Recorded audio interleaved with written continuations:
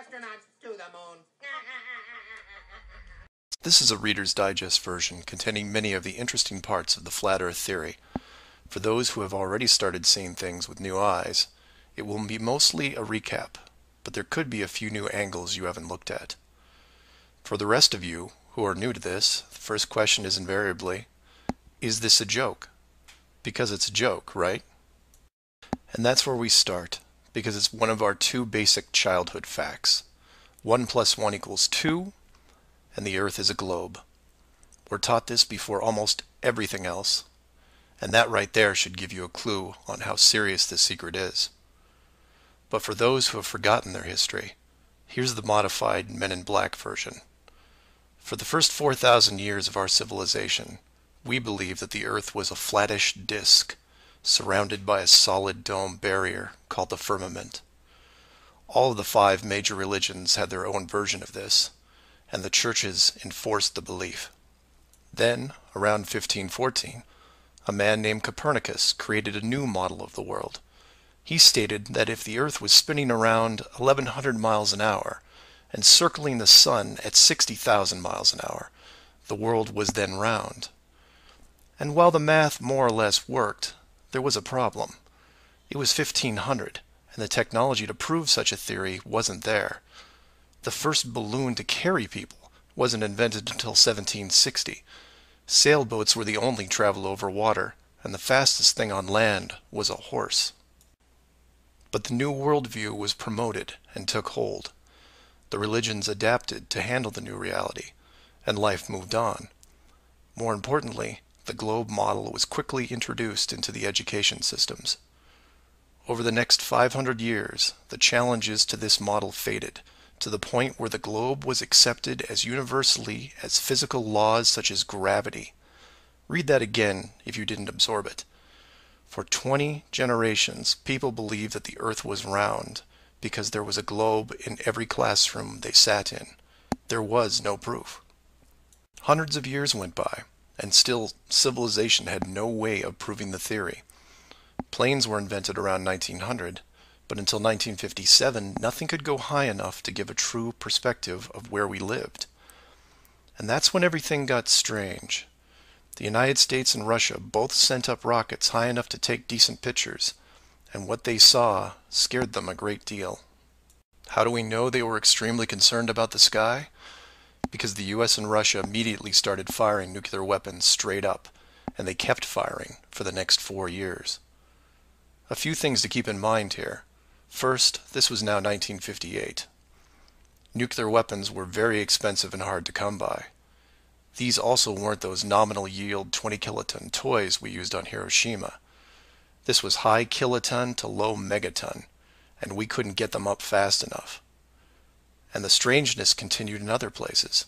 In 1959, only a year into the atmosphere bombardment, 10 nations, including the United States, made Antarctica off-limits to any colonization. A treaty was put in place, and to this day remains intact. Over 50 nations now have signed off on this treaty.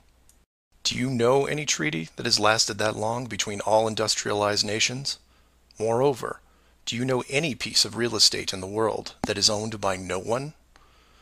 You would think at the very least one of the large oil companies would use their huge financial resources to explore this region, and yet they don't even petition the idea. The short version of the discovery is this. By 1958, the military had discovered the very solid upper and outer edges of our world, and had to create a way to put up "Do Not Enter" signs without looking obvious. It was tricky, but if there is one thing I have learned about the authority, it's that nothing is left to chance. Most of the work had already been done for them, so their job was primarily in the details. The sky part of the dome was much higher than commercial air traffic, so the only thing they had to worry about there was the space program, which is immediately militarized. The outer border had the natural benefit of not only an extensive ocean, but a scaling decrease in temperature and a steady increase in iceberg frequency to discourage ships, all leading to a permanently frozen landmass that could not be used for any form of agriculture. This ocean and ice layout had worked well for thousands of years because the technology of the current civilization didn't evolve quickly. Sailors avoided cold weather seas whenever possible, and oxygen levels get low enough to harm people, even on high mountains. The brilliance of the design comes in the simple fact that human males are corrupted by power. Corruption so total, in fact, that they would rather hide the world itself rather than risk their power on it. You could theorize that kings and popes were told of the world a long time ago. Maybe an ancient scroll or book. Perhaps an interdimensional being told the tale of what the world looked like. But this was all but dismissed because even the most powerful leaders of the day couldn't reach the borders. And if they couldn't, what chance did the general public have? It's one thing to be told of the giant impenetrable dome, but it's a whole different animal when you finally stand right next to it. Then the tough decisions have to be made. Do we keep the secret? And how far are we willing to go to keep the status quo? Once they decided to keep the secret, no expense was spared. The rapid progression of rocketry science had to be addressed quickly, and so the moon missions were created. Matt from the NASA channel was right in his thinking that you needed the moon mission event to stage a picture of the Earth from deep orbit, and that couldn't be more true. Establishing NASA as the frontrunner of space exploration also diverted people who would have otherwise created their own space companies for profit. The best engineers, technicians, and pilots were recruited to the NASA space program. Once there, they were compartmentalized on a need-to-know basis. The astronauts know of the deception and are sworn to secrecy under the penalty of whatever motivates them. Private space programs are discouraged, sabotaged, or absorbed into the NASA fold. Private sector spacecraft are just not going to be allowed for several reasons. The most obvious is the collision with the dome itself. The telemetry data from such a mission would show an impact failure at a certain altitude, and if repeated, would raise questions NASA just isn't prepared to answer. There are three perpetual questions about our world that can't be eliminated, but avoided at all costs. These are the questions you should ask yourself and others if this protective layer is going to be lifted.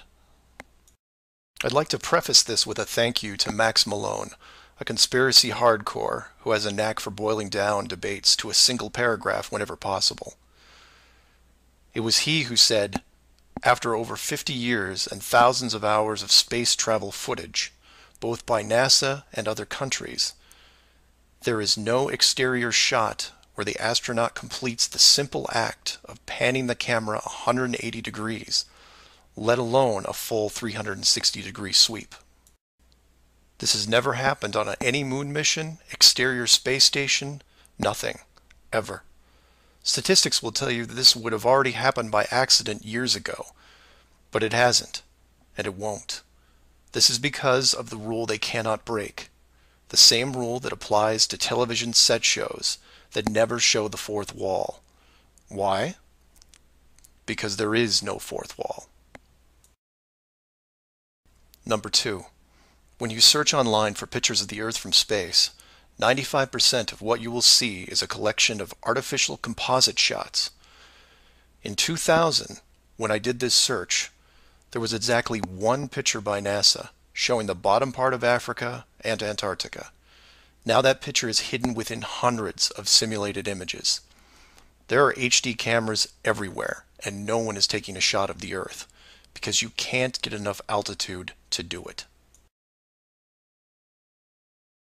Number 3. The commercial air travel routes for the southern hemisphere are wrong. This is an easy thing you can check out in 60 seconds. Take a map reading of the distance between anywhere near Australia and anywhere in South America. It's a straight shot across the South Pacific. Now find your favorite travel site and try to get there non-stop. See what happens. The routes start turning ridiculous. I used to business travel for years, and I've never seen anything like it. It's the one thing in the general public world they can't hide, the actual distance between these two places. On a round world, the flight is easy, just a straight shot across an ocean. But on a flat world, it becomes the greatest distance between 2 points. There are no shortcuts, so they distract you with multiple connections and layovers. It's only blind luck that the United States was in the northern hemisphere. Otherwise, the increased traffic would have raised eyebrows by now. I know. It's madness. It's lunacy. There are people who will tell you straight to your face that all the leaders of the world are lizards, and yet these people laugh out loud when you say the words flat earth. I was, and still am, a huge conspiracy guy. I literally ran out of new tin hat topics to research, and I still wouldn't look at this one without embarrassment. But every time I glanced at it, there was something unresolved. And once I saw the near perfection of the whole plan, I was hooked. Do your own homework. Ask the questions. Get past the possibility and see if you can move into an even bigger picture. Like who built the dome and why. That's where it starts to get really interesting and things start opening up. I know I said years ago that the greater good was something that should be preserved. That JFK, Pearl Harbor, and 9/11 were inevitable. I still believe it, and I understand the decisions. The globe illusion, however, has run its course over the last 500 years. It's time to start again. If that means we end up getting the attention of who or what created this place and force the reset of the world, is that such a bad thing? Astronauts to the moon. Flat Earth Clues Part 1, The Empty Theater. This is part of a series of clues that can help you get your head around both the design of the flat Earth system we live in and who has been involved in the deception to hide it from you. The clue you have to look at is built upon another conspiracy that has been around for decades, namely the space program. Most of those watching this are aware of the varying theories revolving around NASA, the Apollo program, the space shuttle, the International Space Station, and so on. The clue itself isn't based on one of these highly debated topics, but the lack of one, more specifically, motion pictures based on actual events. This, like others in the series, is something you can check out for yourself. Everything you need to reference this is online. To begin, think of all the movies involving space travel that you've seen in your lifetime. You'll start with the obvious: Star Wars, Star Trek, Alien, just to name a few. In fact, if you go through your own personal list, you could probably come up with over 100 different off-world movies without breaking much of a sweat. That part is easy. For the second group, try to come up with space movies that aren't fantasy-based. You'll get a list that has Red Planet, Gravity, Mission to Mars, 2001, things like that. These films will usually take on a not-so-distant future theme and where we could be down the road. And it's still a pretty good-sized list. These first two groups of films are encouraged by the authority because they reinforce the globe model through assumption. The entertainment system demands that the globe view and solar system concept is a given. Therefore, the actual worldview must also be true. Or to put it another way, if you're using your suspension of disbelief as you watch a movie like, say, Gravity, then subconsciously you're reinforcing the movie right on top of the real world. The more of these movies you watch and enjoy, the more the lines blur between what you want to believe and what you actually know. Watch enough movies about Mars, and you will be less astonished when NASA announces an actual mission to Mars. Same with the moon, other solar systems, and so on. Releasing the movie 2001: A Space Odyssey in 1968, right before the actual moon missions, was no accident. It took the greatest director of all time 5 years to make, and several people who saw the theater screenings claimed that many military groups were listed in the credits, only to be removed years later. But 2001 is just a side note of this clue.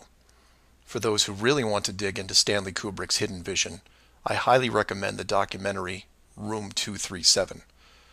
A link to it is below as well. Now you are aware of the first two groups of space films. There are those that contain generous amounts of fantasy, and those who try to paint our near future. These two groups are easy to find. The third group is a challenge, and again, that's where things get interesting. The moon missions concluded in 1972, and even though it's still considered the greatest achievement by mankind, no fact-based movies were made regarding it until The Right Stuff was released in 1983. Now you might say that it had only been 11 years, and maybe it was tough to get the rights, and so on. But that's not what made the film interesting. The movie ran extremely long for 1983, coming in at 3 hours and 12 minutes. It was an exhaustive look at the astronaut selection process, the competition, and the training facility itself. But when the credits rolled 3 hours later, chronologically, they had only gotten to the low Earth orbit missions. Just for fun, Google The Right Stuff movie and see how many spacecraft you can find. It won 4 Academy Awards and did a great job at the box office, but the Apollo missions were never touched. The only other major motion picture that involved the actual moon program was Apollo 13 in 1995, a full 12 years later. Apollo 13 only covered a single moon orbit and no landing or close-up reference to the previous missions below them. And after 1995, that was it. Nothing. Hollywood is known for leaving no stone unturned, with reboots and sequels to nearly everything. Yet in almost 60 years, there has never been a single moon mission movie based on actual events. Hundreds of science fiction films reference in it. Everything from Superman to the Transformers. But literally nothing that covers the moon's surface. 6 complete moon missions involving multiple vehicles, moon buggies, playing golf, and no one wants to touch it. Now, to be fair, there was a TV miniseries in 1998 covering the subject. It was produced by Tom Hanks, who got involved after starring in Apollo 13. There has been no professional production of any kind since then. Again, just for fun, Google From Earth to the Moon TV series and see what you find. The why is easy, and the clue revealed. If Hollywood makes a movie about the moon landings, and it's indistinguishable from the real thing, then how do you know which is real? It raises some subtle questions involving stage technique and how long they've been in place. If Hollywood could fake it now, then when did they first have the ability? There is one other movie which stands out, and I mention it because I can't believe it ever got made, is Capricorn 1. The film's plot involved the faking of a Mars mission and how it could be accomplished. In short, it's part of the Conspiracy World Bible. I highly recommend it, and the link is below. To summarize, all space movies are encouraged by the authority, except for the ones that are based on actual accounts. Those are not allowed. The moon program has been buried in entertainment because the moon cannot be reached. It's either outside the barrier or just a highly rendered image, like any planet you see when entering a video game. The world is flat, and this is just one clue. So do some of your own research and ask questions. Astronauts to the moon. Flat Earth Clues, Part 2, The Byrd Wall.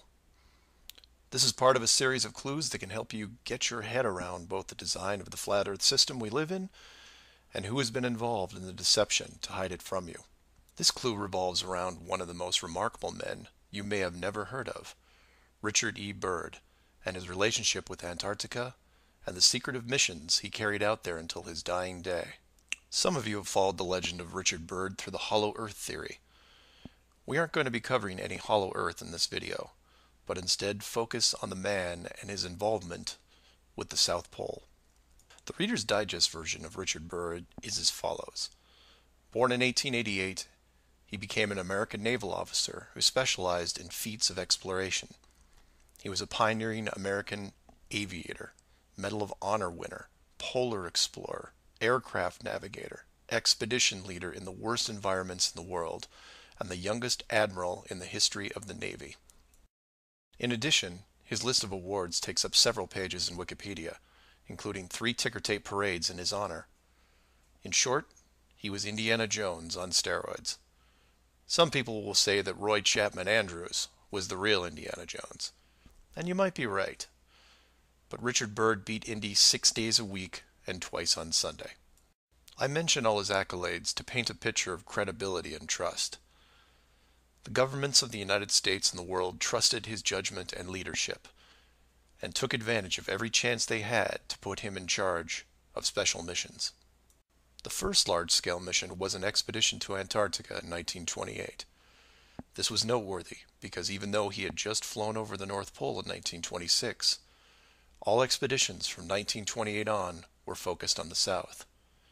The expedition lasted 2 years, and during it, at the age of 41, he was promoted to Admiral.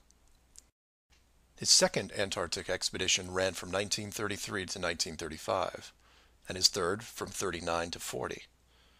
While in Antarctica, he was also an advisor for other countries who had their own expeditions, including England, France, Germany, and building off previous countries' expeditions from Belgium, Japan, and Sweden.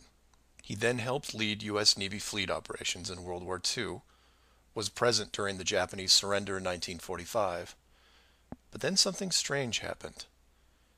He went back to Antarctica. Now, some of you aren't surprised because he'd been there since 1928, and I agree with you.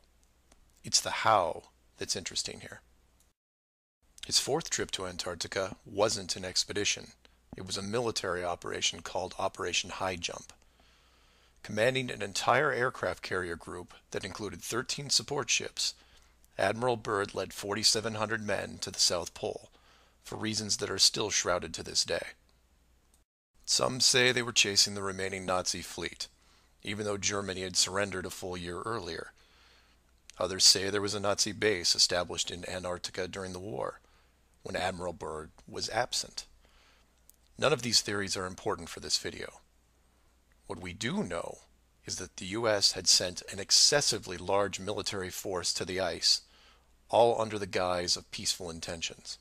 During this operation, Admiral Byrd told a Chile newspaper this: "The most important result of his observations and discoveries is the potential effect that they have in relation to the security of the United States. The fantastic speed in which the world is shrinking," recalled the Admiral, "is one of the most important lessons learned during his recent Antarctic exploration. I have to warn my compatriots that the time has ended when we were able to take refuge in our own isolation and rely on the certainty that the distances, the oceans, and the poles were a guarantee of safety." After the operation, Admiral Byrd toured the States and gave interviews, the most interesting of which is a national television show in 1954 called The Longines Chronoscope. A horrible name, but a decent show. I've added a segment of it at the end of this video and linked it in the description. During this television interview, he first spoke of an area beyond the South Pole as large as the United States, which no one had set foot on yet. He then went on to say that there would probably be expeditions year after year because the U.S. government had really become interested. The interviewers then probed as to why the interest in the South, when any perceived military threat from Russia, keep in mind this was 1954, would be from the North. He went on to say that it was the most valuable and important place in the world for science. It involved the future of the nation, an untouched reservoir of untapped resources, including coal, oil, minerals, and uranium. He added that at the time of the interview, there were 7 nations currently engaged in Antarctica, including Russia, Australia, Argentina, Chile, and New Zealand. During the interview, the Admiral talked about planning the next military mission to Antarctica. It was called Operation Deep Freeze and ran from 1955 to 1956. The mission was completed, and he supposedly returned home. Now this is where you come in and say, so what? And normally I'd agree with you, except for what happened next. Nothing happened next. The missions just suddenly stopped, and that was it. no other expeditions, military or otherwise, were conducted on the continent, ever. Then a treaty was put in place banning any country from doing basically anything. The end. And if you're wondering what you're missing, it's this. Admiral Byrd goes on television, says that this massive body of land, most of which sits on a plateau 2 miles high, is rich with every resource you could ever want, energy rich, pristine, with no indigenous population or plant life, and every country that has sent teams is ready to carve it up like a big turkey. Not to mention, there's an expanse of land larger than the United States they haven't even looked at yet. And out of the blue, everyone just calls the whole thing off? There are no environmentalists in 1959. This is land of diner food and 20-cent gas. I'm calling total BS on this one. The dollar value of the initial resources find would have fueled armies of greedy companies. So what happened? They found the edge, that's what. And the last thing they were going to do was let unsupervised companies near it, regardless of the money. Even if it was hundreds of miles away, you couldn't allow resource corporations even into a safe area, and then years down the road as they expanded, tell them, oh, sorry, you can't go beyond this point. When the companies would ask why, what would you tell them? And now the interior of Antarctica is off limits, with no revisions until the year 2041. You can take tours of the outer islands, but there is a hidden line, enforced by the military, that you will not be able to cross. Because the interior is actually the exterior edge. It's there, it's hidden, and it's protected. The Earth you live on is flat. So do some of your own research and ask questions. Please feel free to email me at msargent23@comcast.net or 303-494-6631. Our very distinguished guest for this evening is Admiral Richard E. Byrd. The North Pole used to be a no man's land, but these are the days when, by buying a ticket on a commercial airliner, you can fly across the North Pole and drink a cocktail at the same time. Yet only 70 or more years ago, about 35 years ago, our guest tonight found out whether there was any land north of the North American continent.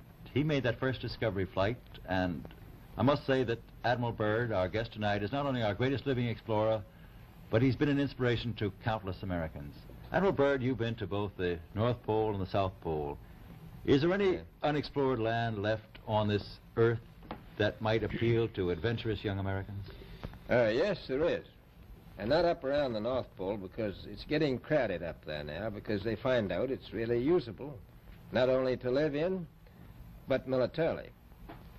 But strangely enough, there's left in the world today an area as big as the United States that's never been seen by a human being. And that's beyond the pole on the other side of the South Pole from Middle America. And I think it's quite astonishing that there should be an area as big as that unexplored. This is a tremendous So challenge. there's a lot of adventure left down at the bottom of the world. Admiral, an expedition to which I believe you're the advisor is now en route.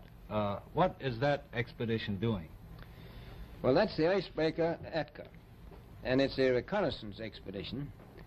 It's going down to the South Pole area to make certain observations and to look for some bases. They will be back in April, and they will report back, and upon the information we get from that undertaking, we will base the bigger expedition that's to follow.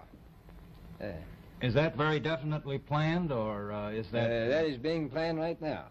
So I'm willing to say to you that there will be a number of expeditions that will follow, I think, year after year, at the bottom of the world, because the government has really become interested. Well, Admiral Byrd, I can understand, I think everybody can, the interest in the North Pole because it's so near our greatest challenger, Soviet Russia. But why this interest in the bottom of the world? Nobody living down there, is there? No, it's pretty cold. There's only one permanent resident, that's the emperor penguin. The little ones live further north. I tell you one reason they're interested. It's by far the most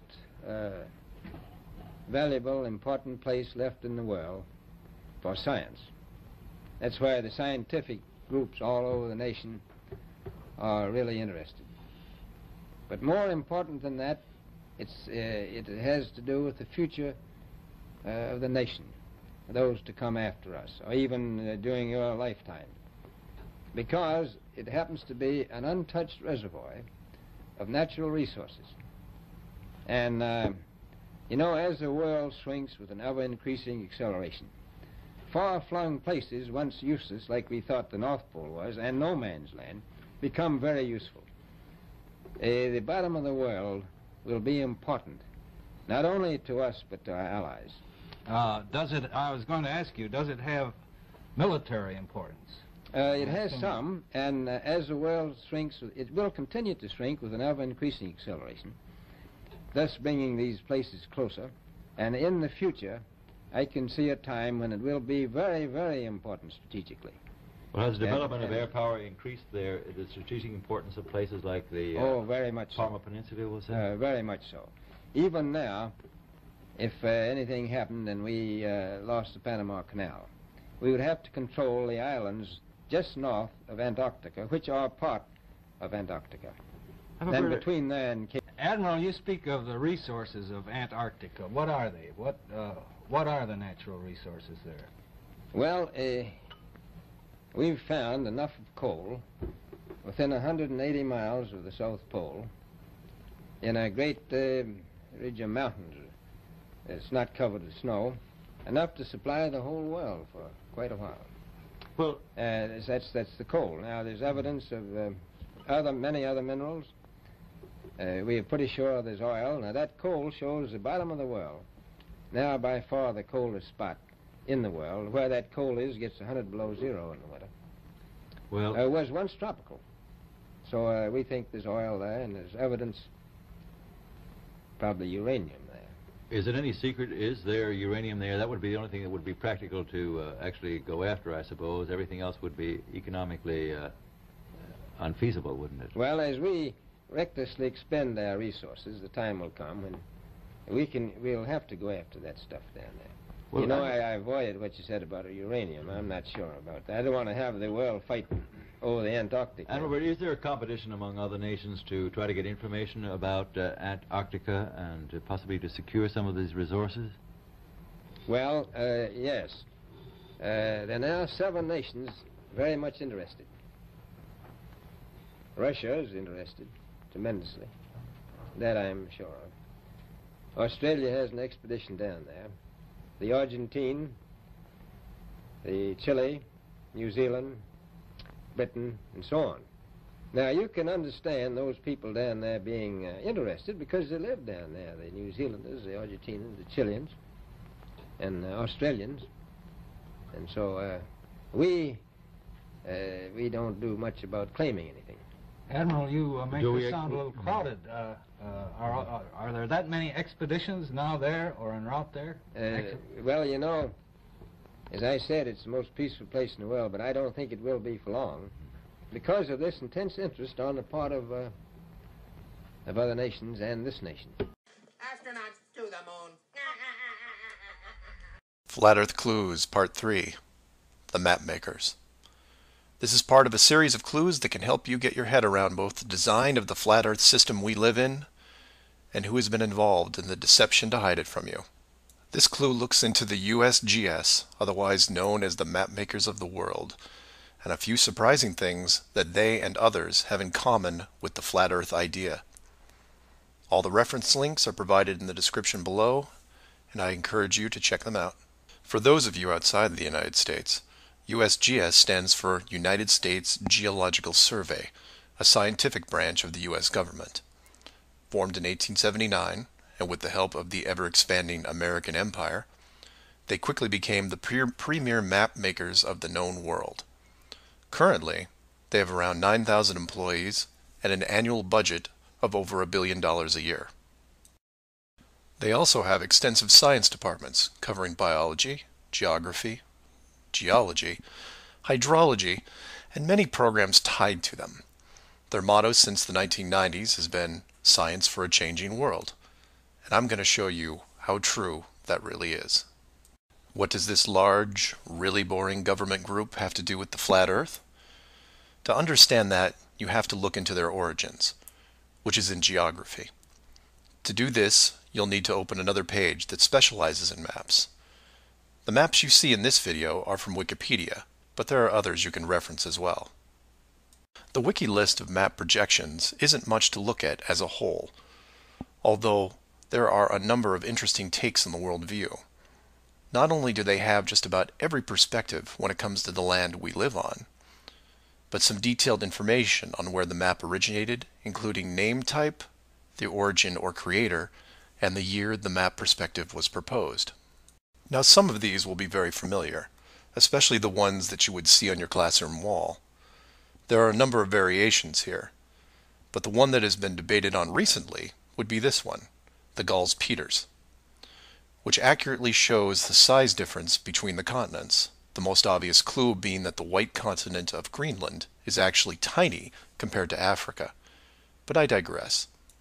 If you keep going down through all the different shapes, you'll get into circular maps, but only one of these is a top-down perspective that shows the continents in the center, surrounded by an unbroken ring of ice. In Wiki, it's called the azimuthal equidistant, and just to make it easier, I'm going to abbreviate and call it AE for short. Why is this map so interesting?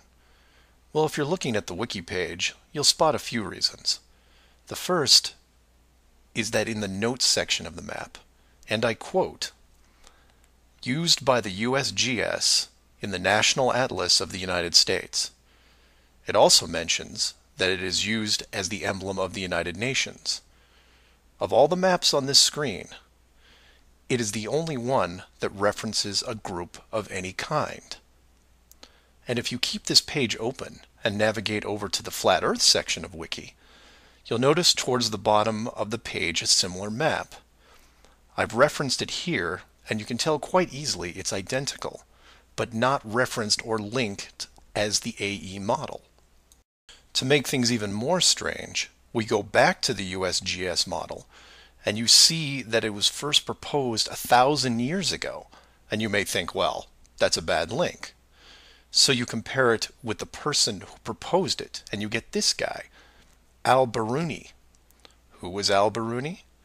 Well, he lived around 1,000 years ago and was considered one of the greatest scholars of his era, schooled in multiple sciences.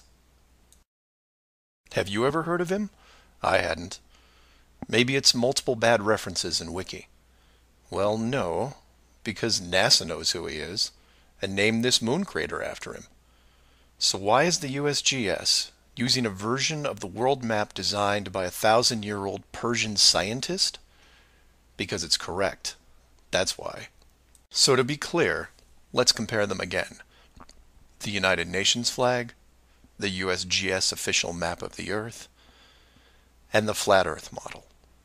All identical, but one isn't recognized and instead ridiculed as an outdated look at the world. And this is one of those political quandaries that the authority gets stuck in. The short version is this. The government is on the same page as the flat Earth, but they can't admit it, even in confidence.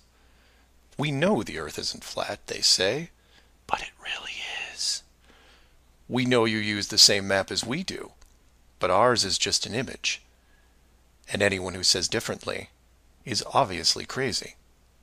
It makes you wonder how long the USGS has been using that model as an official reference. The United Nations started using it for their logos in 1945, and then made some final adjustments in 1947. And the UN flag also raises a few questions, like, why isn't Antarctica represented on the map? Is it supposed to be assumed in the outer circle, or perhaps the spiky olive branches on the outside? They don't mention it anywhere online. And this is what I like to focus on. The gaps, the holes in the plot, the unanswered questions. The USGS using the same map as the flat Earth, but not saying why. not recognizing it, or that you can't link the very same image from the Flat Earth Wiki back to the actual AE definition of the projection. The authority figured out in the 1950s all of the borders of our enclosed world, and have done a great job hiding it over the decades.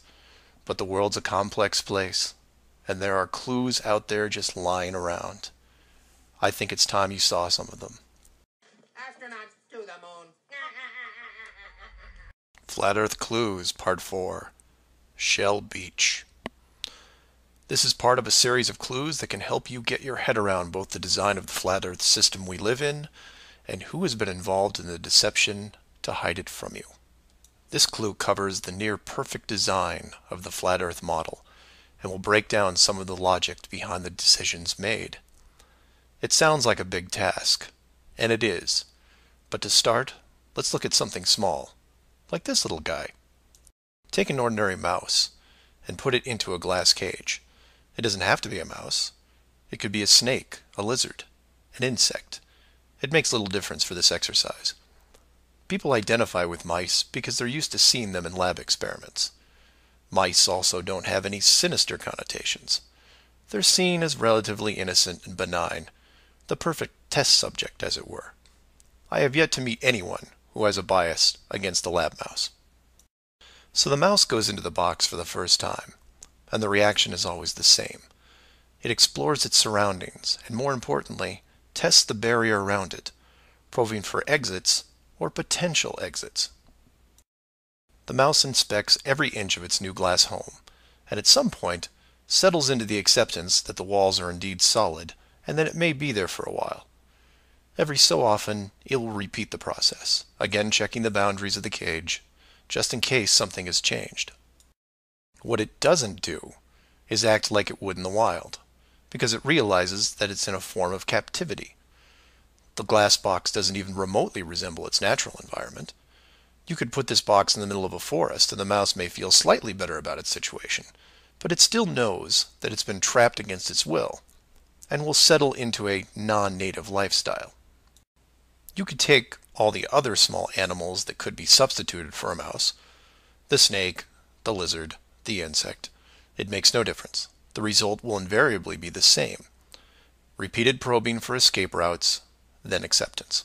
Take the same animal and now put it into the middle of a 100-mile square wildlife preserve, surrounded on all sides by a similar type of glass enclosure. The creature doesn't even bother to rush the size of the preserve and start testing the boundaries, mostly because it's out of visual range. It could be days or even weeks before it even encounters a single fence. The animal's routine is spent doing what it normally would do. It eats, it sleeps, it breeds.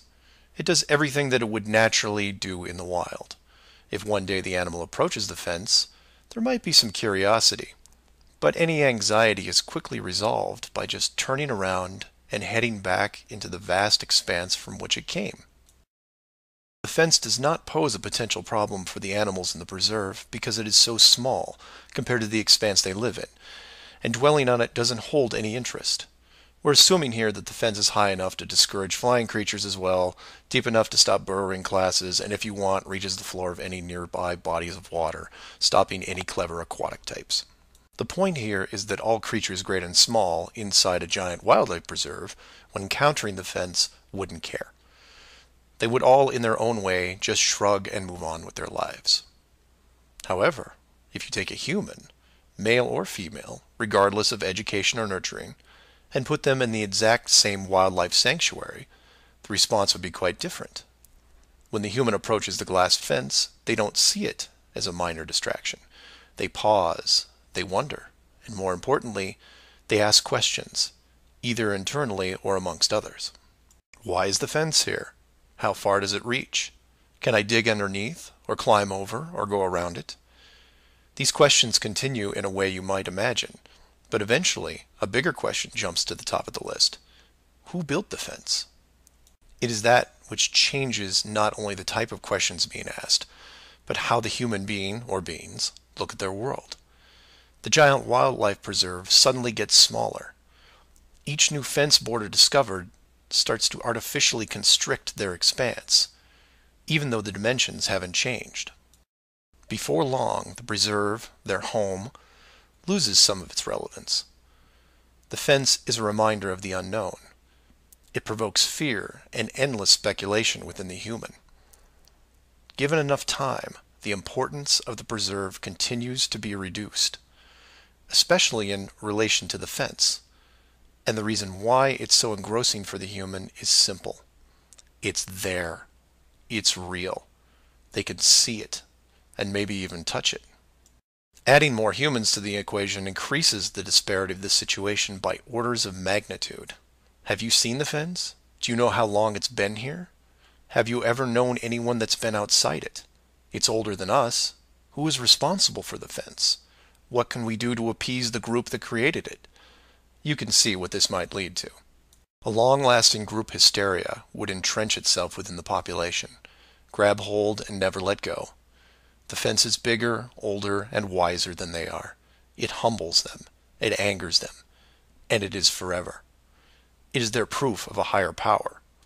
Maybe not God, but certainly God-like. No civilization, regardless of technology, discipline, or age, would be able to cope with the existence of it. For the human psyche, there are just too many questions that go unanswered. Life would never be able to progress normally. To summarize, a garden variety wildlife preserve would work for 99.99% of all the world's life forms. For human beings, however, you would need to make some modifications, or really just one big one. So let's take a look at a few examples of how this could be accomplished, and from there expand it. The first failed example can be seen in the 1998 movie Dark City. This is a good starting point to get you in the right mindset. The premise here is that an advanced race creates a small flat Earth area, complete with a traditional dome. The design, however, is initially flawed in that they built the city all the way to the outer edge, leaving no room for error. To compensate for this, they altered the memories of the human population on a regular basis, therefore repressing any long-term investigations. However, in movies, there are always anomalies, like the police officer who realizes that even though he remembers visiting a place called Shell Beach, there is no way to reach it, because Shell Beach is outside of the flat world and never existed. He just keeps going around the circular city that has no exits. In the end, another man, the hero of the movie, makes it to the edge, steals the advanced race's power, and creates an ocean, which really should have been there in the first place. Move from there to a movie released only 4 months later called The Truman Show. Inevitably, all flat earthers have to take a hard look at this movie from a technical point of view. The movie follows the same lines as Dark City, but in a much more relatable premise, that of a giant television stage built so that the outside world can watch a person go through his life without any knowledge that he is living inside a flat world, surrounded by a physical dome. The movie is interesting on several levels, including construction. Using their existing model of a small town, bordered on one side by a large lagoon and wilderness, and the other a seemingly expansive ocean, while better than Dark City, still had its flaws. For one, it was less than 20 miles across, and even though Truman's desire to explore was repressed, there was still a chance that he would venture to the outer edge, which is where the movie ended. But for the most part, it worked. Truman believed the entire scenario because he was born into it, and then lived 30-plus years without any reason to doubt where he was, which could be said for any of us. If it wasn't for the, and we'll say movie mistakes, that the studio fell victim to, then the show would have never ended. And this then raises hypothetical scenarios like, how many kids like Truman could you have raised inside that dome? 10? 50? Now, logistically, you can see how it might be problematic in keeping tabs on that many kids, especially as they got older. But with enough sleight of hand, it could be possible. A fictional situation just like that was made into the 2004 movie, The Village. And even though it turned into one of those M. Night Shyamalan plot twist things, the premise was very feasible. A wealthy group of idealists buy a large parcel of land in an existing wildlife preserve, create a small town from the 1800s and raise children there. They pay off government officials to keep planes far away and spread a myth that monsters live in the forest. As far as the kids are concerned, they actually are living in a small Pennsylvania town in the 1800s. And being born into it, why wouldn't they? If the story continued, eventually the elders that founded the town would all pass away, leaving the children to pass on the legacy, free from any burden of guilt that their world was not what it appeared to be. And keep in mind, this was done with very little land manipulation and no dome. This then circles back to how many actors the fictional Truman Show really needed to hire. Other than the leads who did product placement, the rest of the town could actually just live their lives like anyone else. Use phone lines to call outside, go to restaurants, watch television at home, and so on. But again, I digress. Assuming the technology was possible, how many people like Truman could you keep in a dome the size of, say, a state that was hundreds of miles across? Probably thousands. If you kept expanding the size of the dome to a few thousand miles, well, then you're talking millions. But when it gets that big, something interesting happens.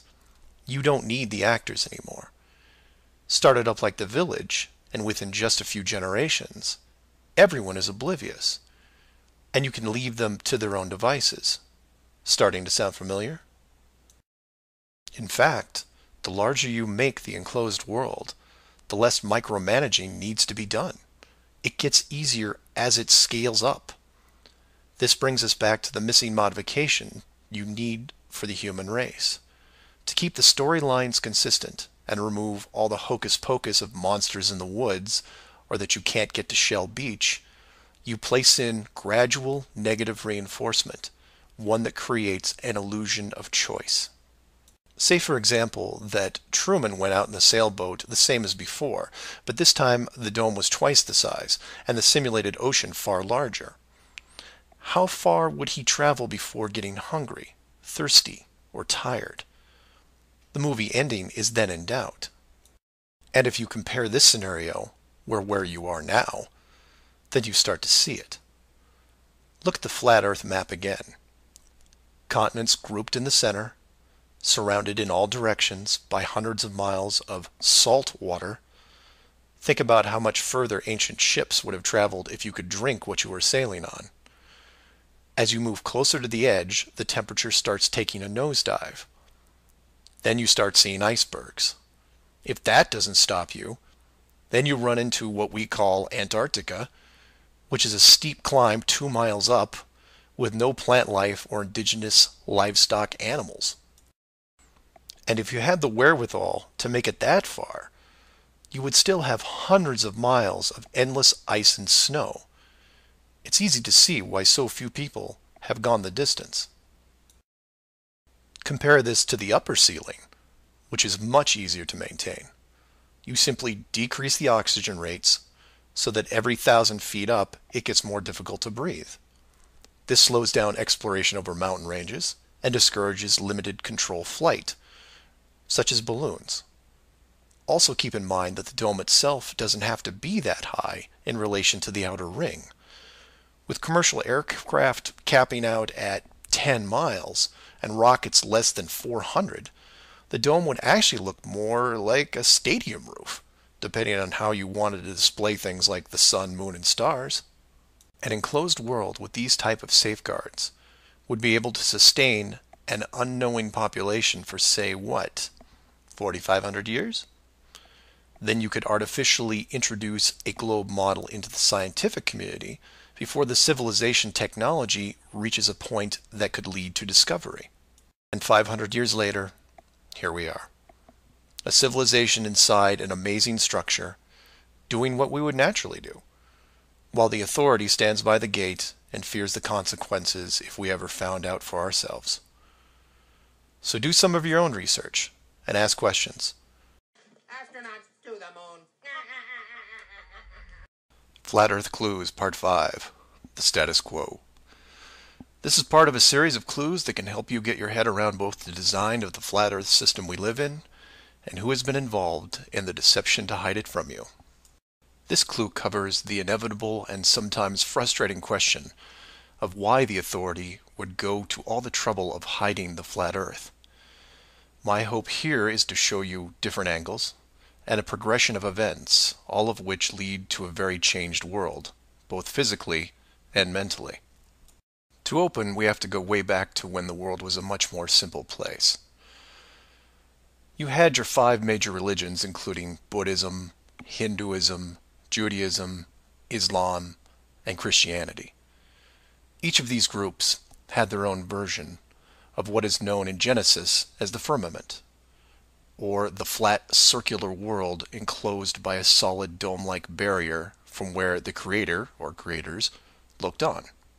I'm not going to explore all the subtle differences between the groups. Suffice it to say that it's interesting that despite their differences that led to acts of horrible violence between them, there was no real Earth model debate. So around 500 years ago, the science community, led by Copernicus, who probably had a little help, introduced what we now know as the heliocentric, or globe model of the world, which in turn changed the solar system, galaxy, and so on. The religions, seeing that this globe model was gaining popularity, feared a loss in the fan base, so they all adapted their religion to include the globe model. From their point of view, it was a small change from a circular to a globe world, and really, in a few generations, who would remember anyway? So the churches, mosques, temples wrapped up their flat earth model in a metaphoric soft cloth and put it in the drawer with the good silver for safekeeping. Remember this, because we'll come back to it later. And hundreds of years went by, with science promoting all the aspects of the globe, and the religions promoting their beliefs upon this globe. The world kept spinning, so to speak, and everyone was happy. Then in the early part of the 1900s, you get this pesky explorer named Richard Byrd. He has family money, all the right connections, and secures basically unlimited funding and the government green light to probe every piece of unseen territory there is. It was inevitable, I guess. A young man who has an unquenchable desire to see all that there is to see, and then granting him the tools needed to accomplish this goal. He pulls a Truman and gets lucky, crossing the vast salt ocean, avoiding the icebergs, arriving at the frozen coastline, and he keeps going. He was never going to stop. One day, after crossing hundreds of miles of high-altitude ice and snow, Admiral Byrd sees it, a barrier. And to him, it's just a barrier, not the barrier. He is but a tiny speck in front of it. It stretches out on both sides as far as he can see, and straight up so far that he can't discover the beginning of the arc. The great explorer now has a new challenge, finding the shape of this thing. It's much like a blind man describing the elephant. Until you feel out the whole thing, what do you really know? If you look at the AE, or Flat Earth Overhead Map, you see the problem. To even determine the scope of the outer wall, you have to circle it. It would have taken months, if not years. You could use a series of ships going in opposite directions, or planes, but there are refueling stations that need to be built, and so on. His task was challenging to say the least. Admiral Byrd kept laying the groundwork of the great discovery until his eventual death in 1957. A year later, the United States and Russia found the upper edge. From there, the math was easy, and moreover, you could actually see the real world. Then, of course, there is the decision, or deception, depending on how you looked at it. The authority made the call to hide the actual shape of where we live, then sealed off the outer edge from prying eyes, and created the space program not only to reinforce the globe model, but to control it. There was really only one reason they cared about this, and it takes a while to process. So let's look at the immediate effects of actual disclosure and work our way up to the authorities' biggest fear. For this exercise, we'll look at releasing the news today, instead of, say, 1958. While 1958 would have been easier, it's much more relevant and entertaining to explain it in modern terms. We start with a press conference by, let's say, the United Nations, who have discovered that the world is indeed enclosed in a giant high-tech dome of unknown origin and age. The public reacts with wonder and awe, trying to take in the sheer scope of this announcement. Facebook crashes, Twitter crashes, entire mobile networks crash. It's like hitting a beehive with a sledgehammer. News organizations around the world send teams to the outer edge to confirm the finding, and the general public is glued to their media devices. That's the good news, the excitement, the revelation, the positive shock. Then the bad news starts coming in waves, some of which you might not expect. The first is the immediate disbanding of NASA and all other world space programs, for obvious reasons. Most governments will secretly pardon these groups and keep them immune from class action lawsuits, the lawsuits themselves coming from NASA investment groups, claiming fraud. Regardless, everyone at NASA, despite their good intentions, is out of a job overnight. And this is where you would say, good, they deserve it. About time they stopped lying to everyone. Oh, but it doesn't stop there, because every contractor and subcontractor that are exclusively tied to NASA, they have to shut down as well. Fine, a few thousand jobs lost, no big deal. And the ripples continue to spread, some bigger than others. Observatories all over the world close their doors, and the reasoning is this. If you've been looking at the ceiling for decades and couldn't tell it was a ceiling, then what good are you? Every university in the world that has an astronomy or astrophysics program, well, they don't anymore. Stephen Hawking, his book writing days are over. Carl Sagan, no more nova in syndication, I guarantee it. Those professors are going to have to retool their skills and be prepared to answer one giant question. How did you not see it? Weren't there clues? People start finger pointing, and it will continue for years. And still my fellow flat earthers will say, well, hell, that doesn't sound too bad. So some nerds around the world lose their jobs. So what? You don't get off that easy, is what? The finger pointing at the now defunct NASA will then turn to finger pointing at the government, who directed the whole thing. This is where we run into some dangerous ground, involving things like the Ark of the Covenant, the Holy Grail, and the Ring of Power. And you say, you lost me. I was with you until you started bringing up religious artifacts from movies. And you're supposed to be lost. Of the 5 major religions we mentioned earlier, those being Buddhism, Hinduism, Judaism, Islam, and Christianity, none have been able to produce a supernatural object over the last 5,000 years. And trust me, it would be beneficial to do so. The Ark of the Covenant would benefit Judaism, the Holy Grail Christianity, and the Ring of Power, well, that benefits someone else. Maybe I'll leave alone for now. The point is that all religions are actively seeking their leverage against science. You've heard of the division between church and state. Well, here it is. Advantage church. The barrier becomes a giant religious symbol, and since it is backed by the Big Five, it also becomes universal. The Big Five then go into their drawer with the good silver and pull out this belief that was forgotten but not lost, and say, we knew it all along, and science lied to us. Temporarily, all religions unite against science, who has been only moderately weakened by the removal of their astronomy and astrophysics divisions. But the public won't care, because they will listen to the group shouting the loudest, and no one yells louder than the church. They will scream with righteous fury that the dome was built by our God, your God, and the people will turn to science and hear nothing but crickets. And that's where the world changes, because in times of great stress, the public will want words, and while religion has no shortage of them, science simply is incapable of taking leaps of faith. I'll take a glass half full approach and say that anyone listening to this is probably an intelligent, rational person, one who can make informed decisions outside of the conventional doctrine. But for every one of you, there are hundreds, if not thousands, of mouth-breathing troglodytes who will not walk but run to their respective house of religion and say, "You were right about this. What else can you teach me?" This is what fills the current authority with pause. The unknown response to that question. Will religion take the high road and work with what remains of science to discover the truth? It's possible, I suppose.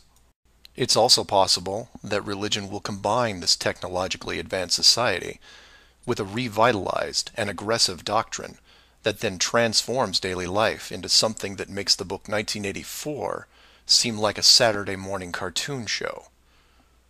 I'm hoping that mankind will prove me wrong, but so far, that isn't the case. Astronauts to the moon.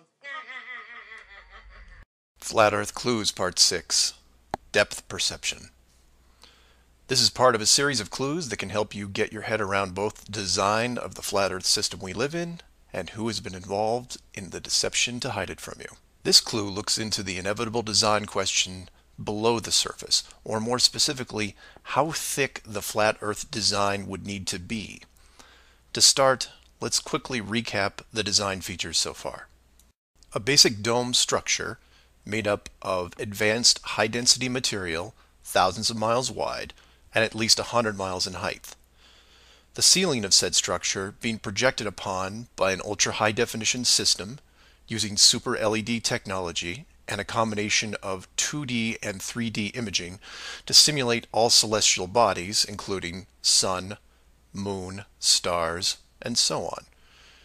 This ceiling is then protected by a scaling decrease in temperature and oxygen levels to the point where human life isn't naturally sustainable above 4 miles. The lower surface of the dome structure consists of an organic layout of continents, grouped at the center, ensuring that no land bridge exists to the outer ring. This is then surrounded by hundreds of miles of salt water in order to limit sea travel. The salt oceans are then adjusted with a scaling decrease in temperature as the outer area is approached, to the point where salt water freezes, forming icebergs, further reducing sea travel. The outer ring is then elevated to a height of 10,000 feet, reducing oxygen levels, and a buffer zone of 300 miles is created. This zone is devoid of all life forms that could be used as food, further discouraging land travel. That all sounds pretty good. But we left out one thing: depth. Keeping human beings away from the ceiling is easy, because it requires higher technology. Protecting the outer ring is a little more difficult, but can be accomplished with layers of negative reinforcement. Protecting the actual common ground is a different challenge, because digging is basic. Everyone knows how to use a shovel, and most construction requires a generous amount of digging. In addition, natural resources such as coal, oil, minerals are harvested through large-scale digging operations. So it's safe to say that any human population is going to be digging a lot of holes, because it's easy and it's necessary to continue their way of life. That being said, how thick would you need to make the flat Earth model so that people didn't accidentally dig their way through? You could use the same method as the outside barrier and create a series of undesirable layers, ending in a solid barrier. But the ever-expanding increases in general population would create an unnecessary risk.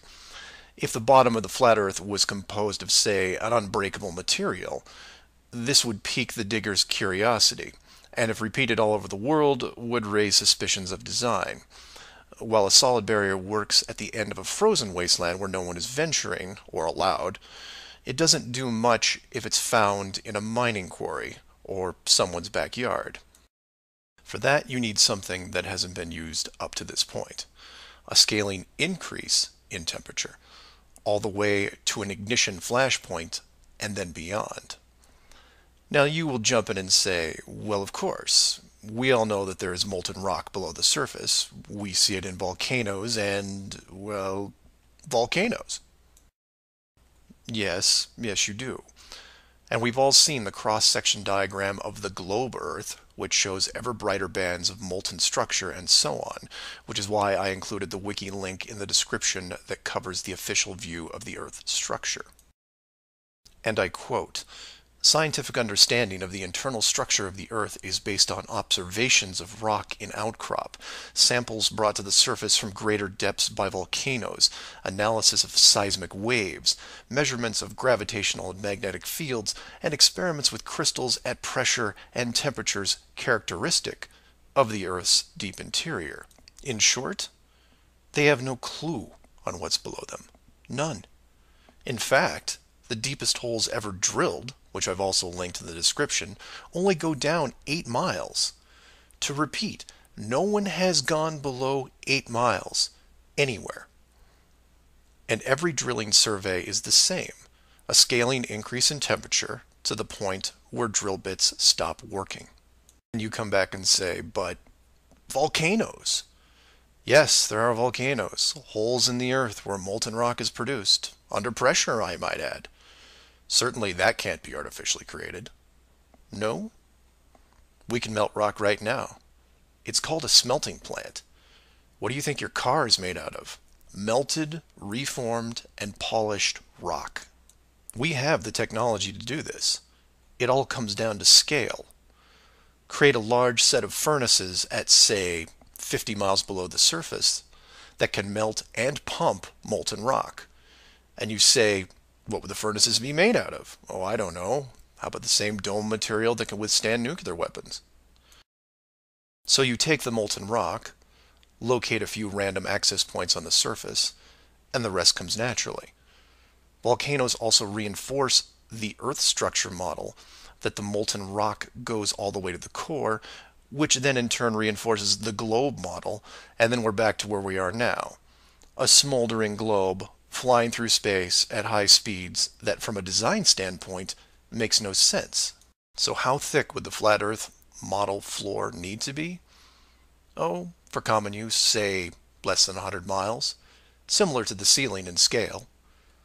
Large heat generators placed in a pattern, a thin layer of molten rock 10 to 20 miles down, which is really just a geologic pipe system to help with the generation of terrain. And there you have it. An efficient way of discouraging all those digging humans from reaching too far, combining a physical barrier with a mental one. 8 miles down and you're going to tell me what the entire core looks like? Give me a break. Astronauts to the moon. Flat Earth Clues, Part 7, The Long Haul. This is part of a series of clues that can help you get your head around both the design of the flat Earth system we live in and who has been involved in the deception to hide it from you. This clue looks into a topic I only glanced at in the original guide, which is the southern hemisphere, or in the flat Earth model, the land masses closest to the outer ring. I like to give credit where credit is due, and the long haul title was given to me by a fellow flat earther who did some of the same research I did. The summary of the video is this. If you are looking to show someone how to view the flat Earth from a practical point of view, this is the example I would use. I'm going to show you how strange the world looks using just a few websites, some simple math, a couple minutes, and your brain. You don't have to write anything down, unless you want to, of course. I'll give you everything you need on screen and break down one of the examples as well. I'll also link the sites in the description for reference. First, here are some websites that help you calculate distance. The GPS on your phone already does this, and you may have an app as well, but here are some dedicated examples. Timeanddate.com, tripit.com, distancefrom2.net, worldatlas.com, freemaptools.com, and travelmath.com. If your favorite isn't listed here, like Google Maps, then use whatever is most familiar to you. Now we are going to look at two specific groups of cities. The first group is going to be from the area around Australia, including New Zealand. We'll call this Group 1. Group 1 includes Melbourne, Australia, Sydney, Australia, Perth, Australia, Auckland, New Zealand, Christchurch, New Zealand, and Hamilton, New Zealand. The second group is going to be some cities in South America, all in the southern hemisphere. I mention this because if you go high enough, you will run into a few cities that won't work. Group 2 includes Rio de Janeiro, Brazil, Sao Paulo, Brazil, Brasilia, Brazil, Buenos Aires, Argentina, Lima, Peru, and Santiago, Chile. Again, there is a link in the description with many other airports. Now, these two groups are interchangeable, as you would imagine, so you can start or end with either group 1 or 2. The results will be the same, and just to make it interesting, I'll use a slightly different example which a fellow flat earther did the legwork on and show you that even these two groups aren't exclusive. So you take anything from group 1 and anything from group 2, and you get some distances, ranging from 6 to 8,000 miles roughly. That's all I want you to do here is get that part in your head, noticing that the route is bent because they have to account for the curvature of the Earth. All these directions are what you would expect, a straight shot over the South Pacific Ocean. Now, just to prove it's not an exclusive route, instead of starting in, say, Rio and landing in Auckland, I'll start what should be the opposite side, in Cape Town, South Africa, which is roughly the same distance on a globe Earth coming in at 7,300 miles. Notice on the map it's still a straight shot through the Indian Ocean and not crossing any countries, an easy route. I try to book my flight. For this example we use Travel Math, but you can use whatever is easiest in your country, like Priceline, Expedia, Travelocity. It will make no difference because they're all tied to the same system. And this is when everything goes wrong. So the first leg, the airlines don't send me due east, but instead shoot me 4,700 miles almost due north to Dubai. Okay, maybe we're just picking up people. Seems a bit excessive, but I'll go with it. I'm probably comfortable in my seat drinking vodka tonics anyway. And from Dubai, it should be a straight shot home to Auckland, right? No. Now they send me southeast to Melbourne, a mere 7,300 miles. And then finally a third leg from Melbourne to Auckland coming in at around 1,600 miles. I'm rounding up or down to make the math easier. Regardless, the total miles for this flight is almost double what should be expected, coming in at 13,600 miles. In addition, the trip took me 37 hours. How long should it have taken? Well, in a 777, about 12. Now this is where you come in and say, well, it's probably an isolated incident, or some strange connection thing. You know how the airlines are. Oh no, my friends. We can do this all day. This roulette table is rigged, and there is no way to get a fair game. The first part of the clue is the utter lack of non-stop flights from anywhere in this hemisphere, which is why I gave you multiple cities in each group. And here's the plot hole for you. Flying from international cities like Sydney, Rio, Santiago, or anywhere else close by, you can't get a single non-stop flight, no matter how much money you pay. I tried to do this for an entire night, and it was like playing an online casino game, one that I was losing most of the time. The connections kept coming in like spam windows. Start in Christchurch, go to Auckland. Start in Auckland, go to Sydney. Start in Sydney, go to Dubai, or Los Angeles, or somewhere else that makes no sense. Some of these connections took the trip over 50 hours to complete. Go ahead, try it yourself. You may find one nonstop. But even then, the strangeness doesn't end there, because the speed is wrong. For reference, I included an optimum cruising speed guide from a commercial pilots forum that lists all the international aircraft used in these routes. A 777, the current state-of-the-art flagship plane, designed for maximum fuel efficiency, has a cruising speed of 640 miles an hour. 7,400 miles comes in at around 12 hours. Try to find this route. It doesn't exist. It can't. The closest I came was a one-connection flight with a 3-hour layover. The total flight time was 20 hours. 20 take away 3 is 17, not 12. And this might work if the plane was doing, say, 430 miles an hour. But it's not. In fact, the slowest cruising speed I found was an older Airbus just around 593. But this is all just numbers, right?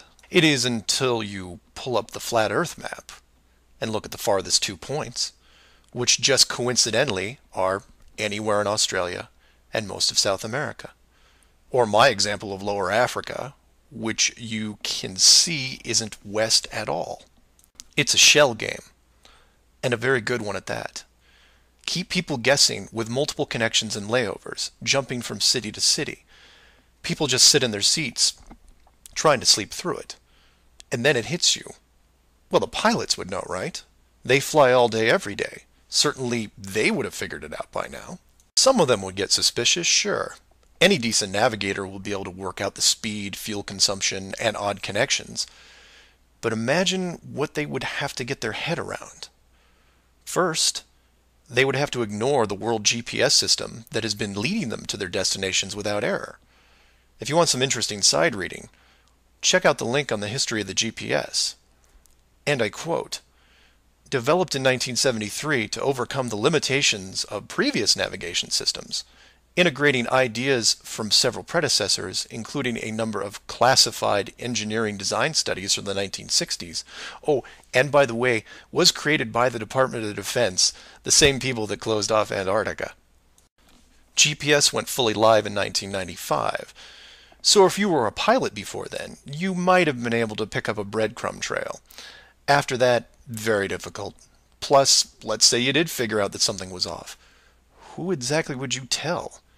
The FAA? You would be looking around and wondering why you were the only one to see it. And then what? You make the leap of faith and see that the entire map system is wrong? Never going to happen.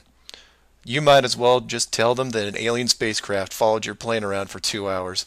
We know what happens then. Start playing Flight Time Casino for yourself. See what interesting things you can discover. And while you're at it, show it to any pilots that you know. But don't forget to leave the words flat Earth out. Because that's crazy, right? Astronauts to the moon. Flat Earth Clues, Part 8. The Creative Force. This flat Earth perspective takes a look at the design from the ever-present why standpoint. And although it will review some of the dome technical features already discussed, I'll try to do it from a different angle, or more specifically, why I might build it. Someone mentioned to me recently that while the dome was a very big concept, it made the world much smaller. Kind of like what Admiral Byrd expressed in an interview all those years ago. This someone also said that it made them sad, which I understood.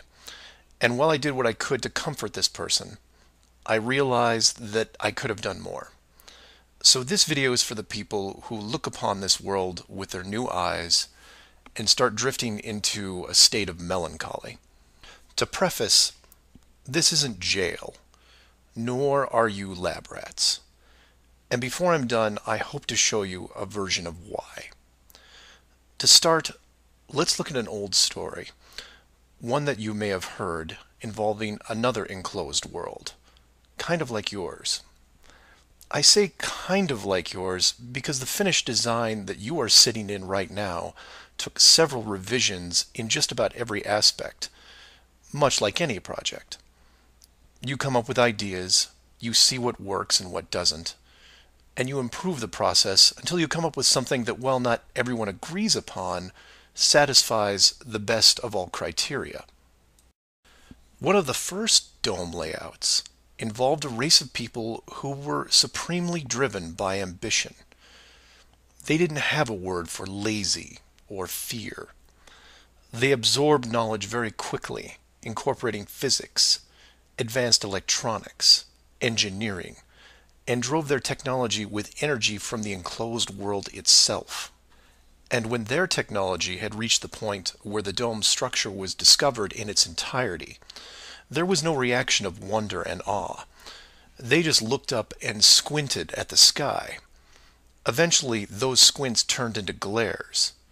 Oh, they had religion to be sure, and it was tied to their daily lives, but to them, this wasn't religion. It was a challenge. Almost like they weren't that impressed. Hard to fathom, right? Seeing that your world had borders, but instead of being afraid, shaking your fist at the sky with arrogance. But that's what they did. So much confidence and might that when they found out where they really were, a new priority was created. At first, they dedicated broadcast channels to calling the dome builders out, demanding answers, and ran them day and night. At the end of each cycle, the words kept repeating, "We know." But arrogance ebbs at patience, and their demands were met with silence, which was taken as blatant dismissal. This fueled their ambition even more. The people withdrew all their efforts from breaching the outer barrier and formed a new plan. If the creators were not going to submit, then they would build a bridge and meet them at the gates. So a building was designed. But to call it a building was to call the pyramids a sand castle. It was the greatest structure ever conceived, at least to them. It was to be over 30 miles wide and hundreds of miles high, enough to reach the dome ceiling itself, where they would meet the builders face to face. They abandoned nature completely and pushed aside ecologic systems to accomplish their goal. They cannibalized entire mountain ranges, which they used to admire and love, to acquire the raw material for the awesome structure. The work crews built with flawless precision, and it was obvious that it was going to succeed. A bridge to the edge of the sky itself. The work would only pause long enough for the mighty armies below to look up and yell, "We come for you," so loudly that on a clear day you could actually feel the dome shake. And the creators, faced with their first great challenge, decided to start again. And the people were changed, their language fragmented so that the builders couldn't continue. The tower was dismantled, their technology removed and forgotten, and the people scattered. A new group was introduced to the dome, divided in every way imaginable, so that unity was next to impossible, and everything slowed down.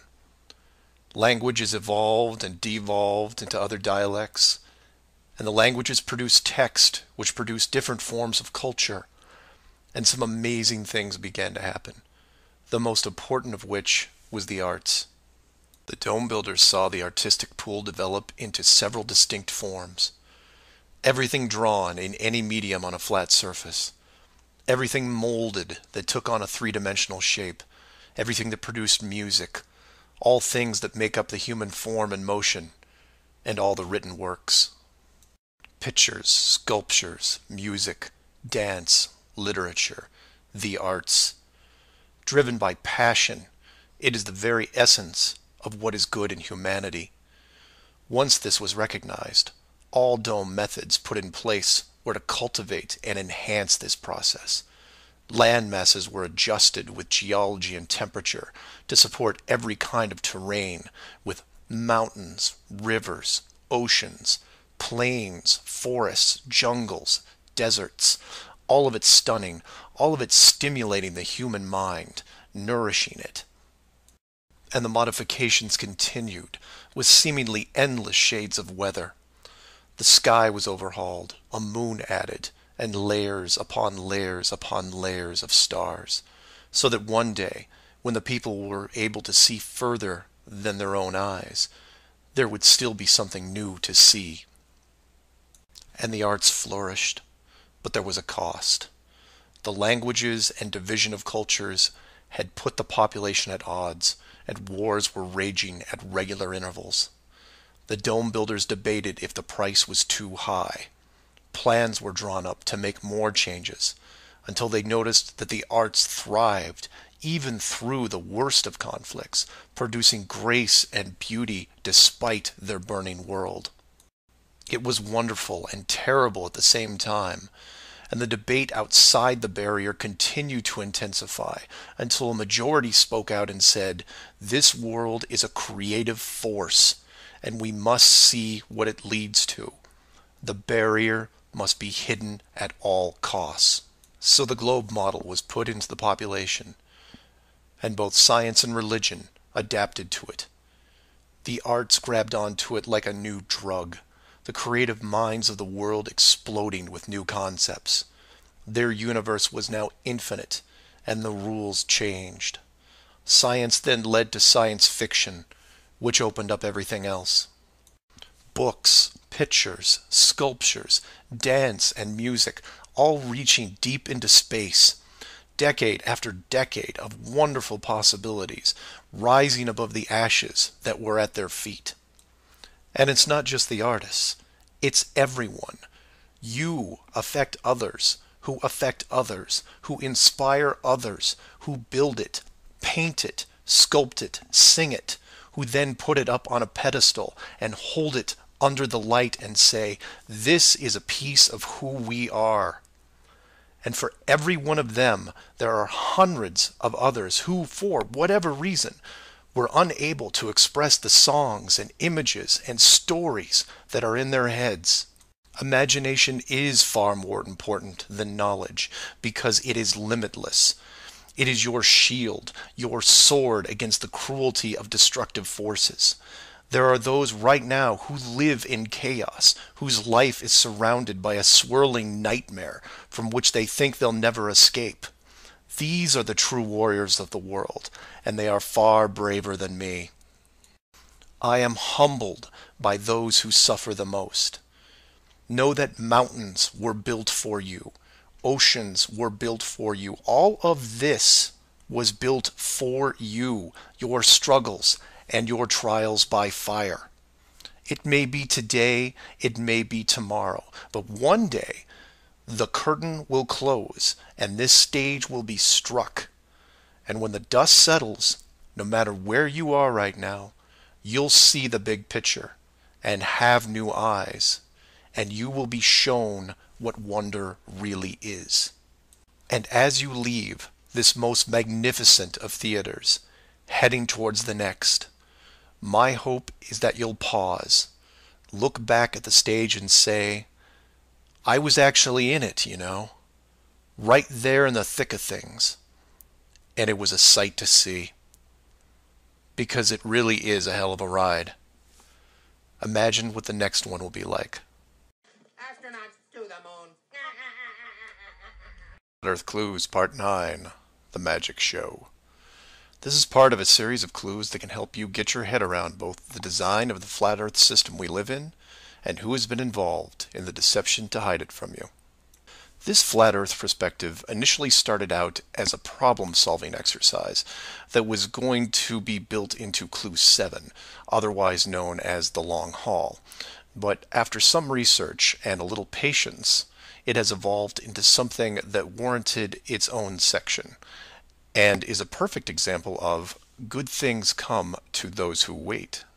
So emails and phone calls have been coming in, almost all of them positive. Several people from around the world commented on the southern plane routes. They said that while 95% of the long routes in that hemisphere were connections, which in itself raises red flags, there were a few pesky non-stops that seemed to contradict the overall logic. The question then posed to me was obviously, are they real flights?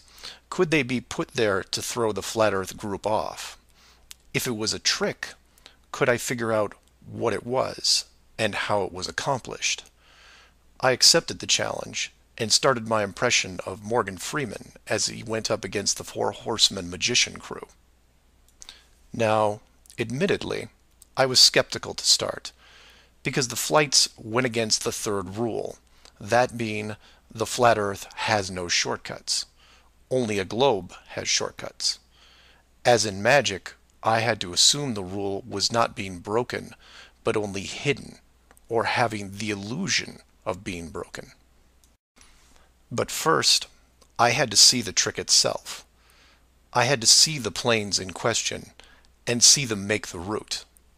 Anyone can list a flight, but does it actually go from point A to point B? With the help of several other people, this was then put to the test. While just about everyone with a cell phone knows about GPS and how it can track things, many people don't know that even though it's a system built by the military, there is a very public aspect to it. So while your phone is tracked at all times, so are other things, most notably all air traffic.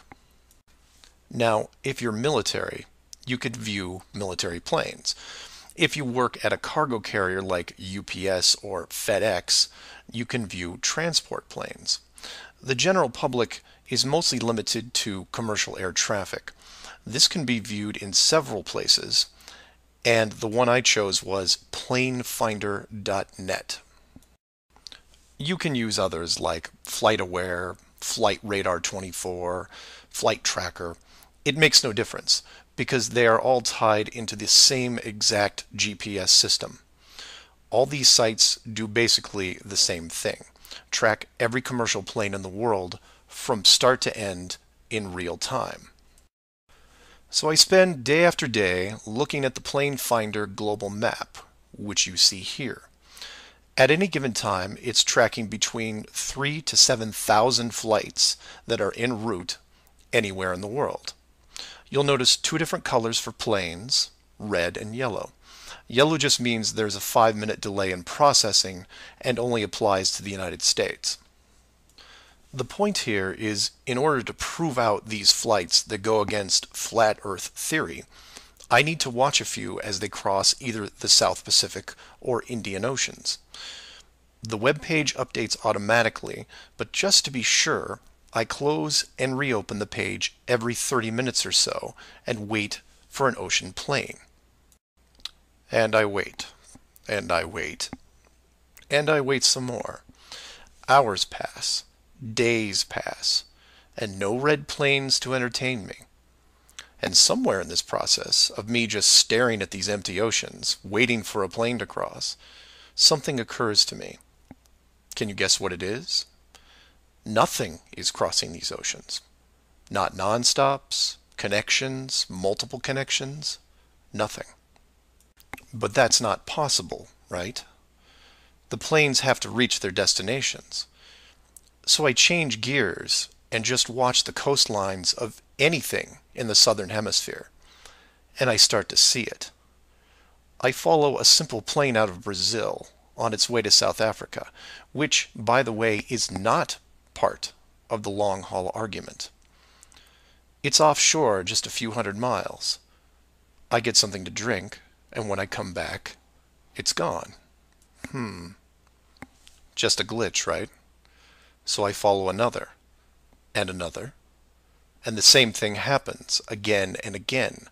Once the plane reaches an imaginary line in the water, GPS makes it disappear. Then a friend who is also working on this problem sends me some links, which I've included in the description. I encourage you to take a look at them. At first, they don't seem like much, just an average flight log showing speed, altitude, locations, things you could expect. Then you scroll down to about 3:30 in the morning, and the location drops away and is replaced by either the word approximate or the word estimated. This then continues for the next 5 hours until, miraculously, 1 hour before landing, the flight log reestablishes itself, and the GPS system shows the plane in real time about to reach its destination. So to be clear to those who may not be seeing everything here, the flights are being dropped off GPS, and their flight data is also turned off and stays off until they are almost on top of their arrival point. And you say, well, that's how GPS works. Well, no, because the northern hemisphere has planes flying all over their oceans. And then you say that maybe it's a localized southern hemisphere thing. And I say, then why are all the flights over or near land perfectly tracked? Furthermore, this is a US-based system, with Americans flying on vacation every single day. You're telling me that those people aren't going to be tracked? In addition, the Vanishing Plane Act is happening to not only the South Pacific and Indian Oceans, which I would expect, but also the South Atlantic, which isn't part of the flat Earth argument. There are a bunch of flights that cross this relatively small ocean between South America and Africa, and every one of the planes is hidden shortly after takeoff. So then you say, what would be the purpose of hiding those shorter routes in the Atlantic? It's because of something I didn't see right away. If you hide one flight, you have to hide them all. Showing the GPS routes in the Atlantic, but leaving out the Pacific and Indian Oceans would raise different questions. So the logic here, despite being very sneaky, is sound. The third rule is that the flat Earth has no shortcuts. If you look at the azimuthal equidistant map again, and look close, you notice that while the South Pacific, South Atlantic, and Indian Oceans make up the lower sections on a globe, they make up the outer ring on a flat model. In that model, there is no shortcut between Australia and South America. If you are creating flight routes, you have only two choices. You take the long way around, clockwise or counterclockwise, and stay on the ocean. Or you cut across the land in the middle. But if you cut across the land, you have to create connections, because on a globe, it wouldn't make sense to fly over the top of the United States to get to South America. Neither of these choices are ideal. So the authority came up with a compromise. Disable GPS and lose the planes for every ocean flight in the southern hemisphere. Then reactivate them once the destination is reached. This is just one of the lengths that they are willing to use to keep you from seeing it. Don't just hide some things, hide everything, so that maybe the topic isn't addressed. And some would come back and say, well, nice going. You just pointed out a flaw in their system, and sooner or later they will fix the gap. Maybe. But not soon, I think. Remember, this is a rule, not a guideline. They can't change the map, so they have to work within its limitations. If they have a better workaround, I can't wait to see it. Astronauts to the moon. Flat Earth Clues, Part 10, Hiding God. This is part of a series of clues that can help you get your head around both the design of the flat Earth system we live in and who has been involved in the deception to hide it from you. As you can tell from the title, I'm taking a different approach. Eventually, I was going to have to address the question of what happens next, or what we do now with the information at hand. If you've made it through the guide and the first 9 clues, then at this point you're either buying into the flat model or on the fence. If this is the first one you went to because of the title, I recommend you go back, because we're not going to do much in the way of reviewing. But if you're still with me, then you would agree that 1, the world you've been taught has been kept from you, and 2, one way or another, you would like to prove this out. So how is this possible? The authority in question who created what you call the globe is guarding all the gates. They protect the sky, the outer edge, and most importantly, the education system that shows us at an early age what they want us to see. Nobody listening to this has their own spaceship or advanced rocket program. Nobody actually owns a long-distance icebreaker.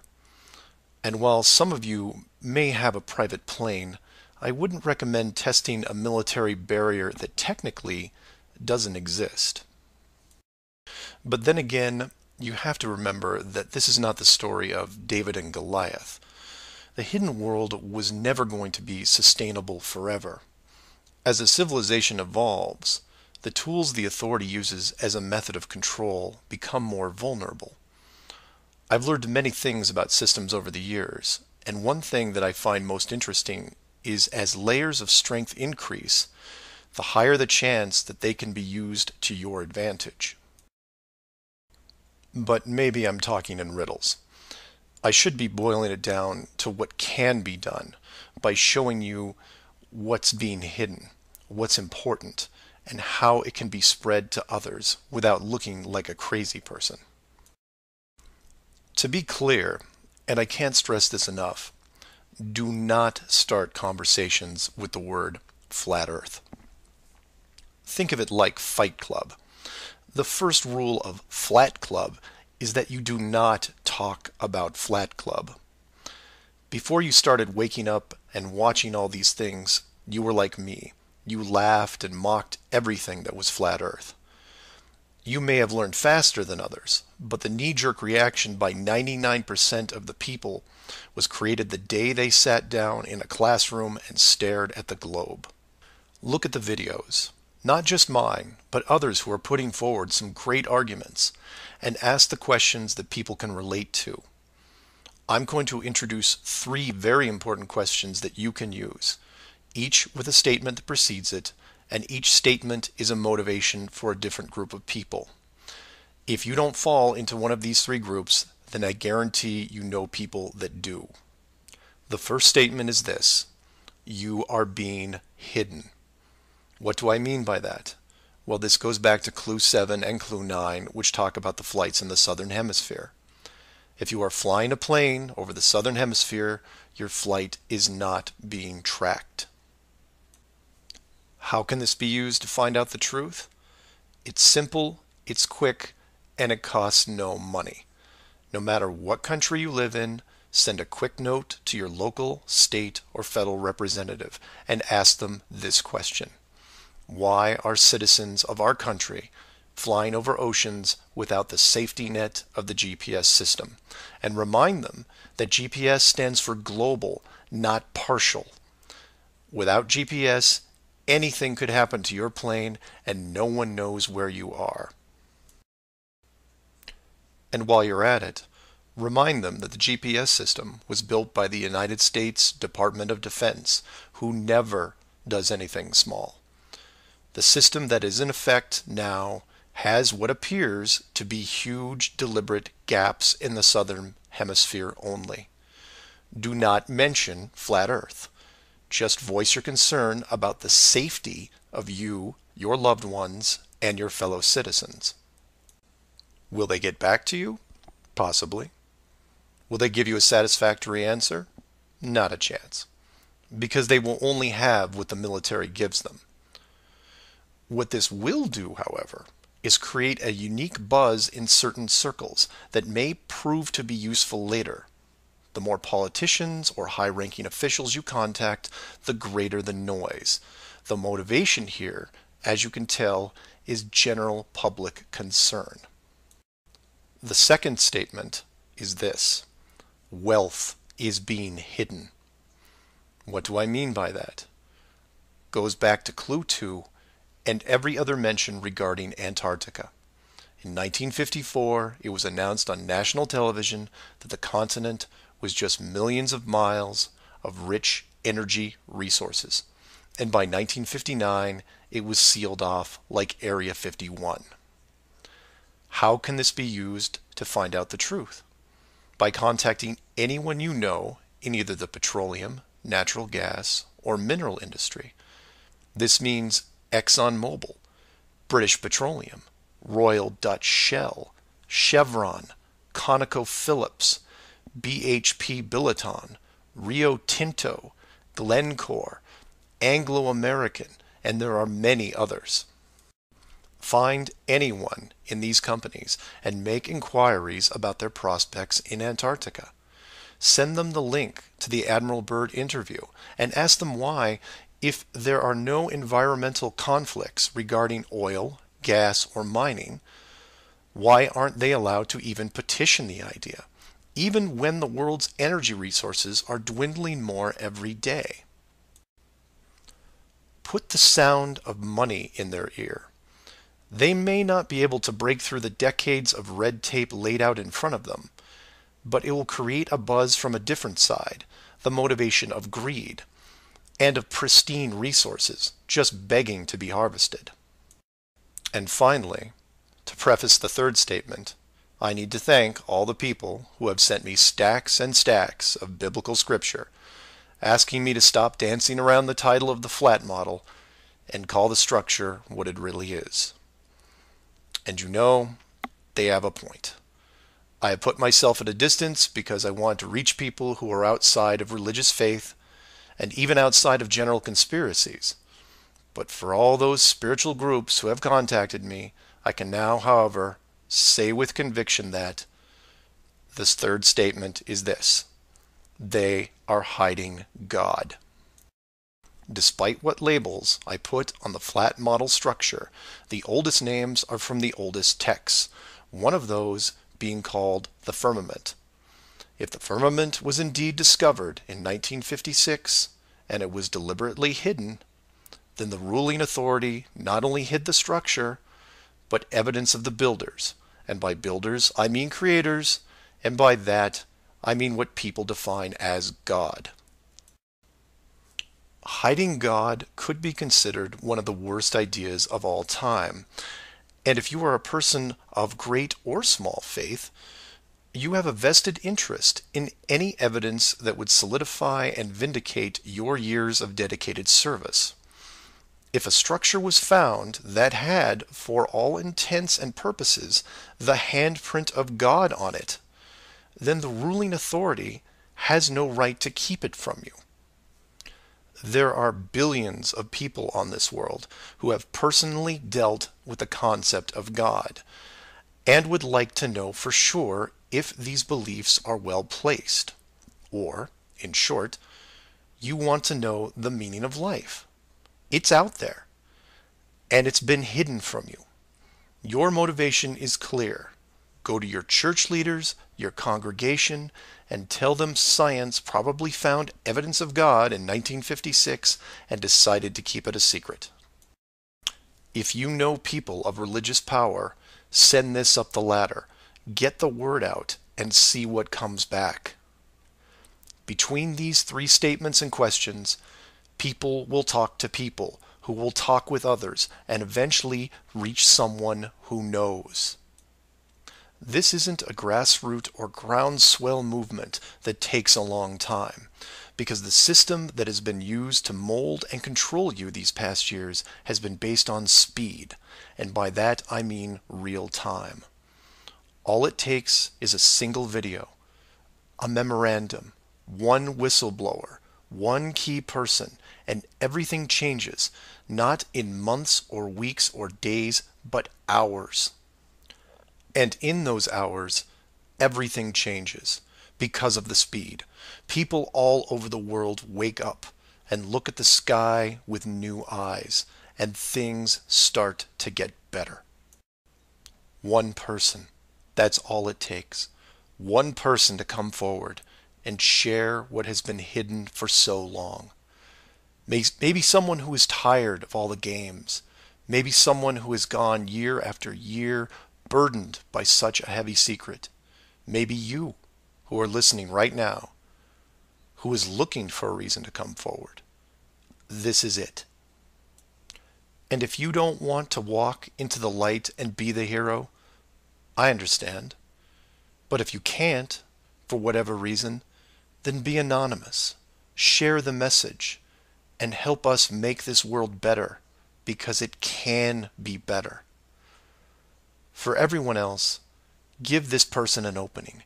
Give them the opportunity and give them the support they need to help reclaim what's left of our civilization, because we need it now more than ever. I will keep spreading the word for as long as I can, in hopes that everyone that hears it starts seeing things with new eyes. And I encourage each of you to do the same. And maybe one day we will learn to treat others better than we treat ourselves. Astronauts to the moon. Flat Earth Clues, Part 11, Souls in the System. This is part of a series of clues that can help you get your head around both the design of the flat Earth system we live in and who has been involved in the deception to hide it from you. This clue looks into the recent past, or more specifically, an odd but interesting piece of conspiracy lore. What I hope to show here is an example of how an enclosed system, once revealed, can change the world very quickly and in ways you may not have realized. To start, we need to go back a little ways, to a controversial 2004 documentary called Astronauts Gone Wild. For those of you who missed this strange little gem, the summary is this. The producer-director Bart Winfield Sibrel went out to prove that all the moon landings were elaborate hoaxes. To do this, he set up interviews with the Apollo astronauts, giving them the impression that the interview was just routine. He then produced a Bible and asked each of the astronauts to swear on the book before the interview started. The interview was then supposed to be a series of detailed technical questions designed to trip up the astronauts. During the process, there was quite a bit of tension and some very uncomfortable moments, including one actual fist fight. Now, I'm not recommending that anyone actually go out and watch this hour-long documentary. For me, the astronauts have had to live with this guilt a long time, and leaving them alone seems like the humane thing to do. What interested me, and moreover what piqued my interest then, wasn't the unoriginal questions the reporter posed, but how the astronauts reacted to the Bible itself. None of the Apollo pilots would put their hand on it and swear that they went to the moon. In fact, most treated the book like it was made of plutonium. This puzzled me for years because it went against the basic rules of any cover-up, one of which is lie about everything. Now, the pilots of the Apollo program had done many interviews over the years, many televised, and had been going through their song and dance without really any instances of contention. So why not just go through the motions again? It is, after all, just a book, right? People lie under oath all the time. It's called perjury, and every country has an extensive system of laws and punishments to deal with it. These punishments don't seem to stop the people from committing perjury, and you can read about it almost every day. Furthermore, the astronauts were not in court. This was just a room, sometimes their own home. So swearing on the book would, for all intents and purposes, be meaningless. And this sat in the back of my head for years, because it didn't make sense. Why would astronauts, trained by a very large military science program, be afraid of just putting their hand on the book and just tell one more lie? Well, for them, it may have been more than just a book. It may have been a symbol of something much bigger. You see, for you, me, and almost everyone else, a holy book is a symbol of faith, because the creator or creators have yet to be revealed. But if you knew that the creators were real, then the book becomes something much more tangible, more relevant, more sobering. Or more to the point, the Apollo astronauts would have been let in on the enclosed system during their tenure with NASA, and over the decades, this system created certain truths for these men, one of which is, someone could be watching. Now, whether the builders/creators are actually watching every little thing we do can be debated, but if you have proof that they are real, then the thought of your every move being scrutinized is a very real possibility. This is what you and I may suspect, but don't feel. The Apollo pilots, however, are a different story. If they were shown how the world really looked, then their attitude towards the book takes on a whole new meaning. In fact, it didn't have to even be a Bible. It could have been an encyclopedia or a piece of wood, because it was the idea that made them pause. And if you're still not getting it, then I'll ask you directly. If you actually saw some of the creators' handiwork and knew that there was a chance you were being watched, and there was a scorecard involved, would you swear against that and lie about something? Would you roll those dice and take the chance?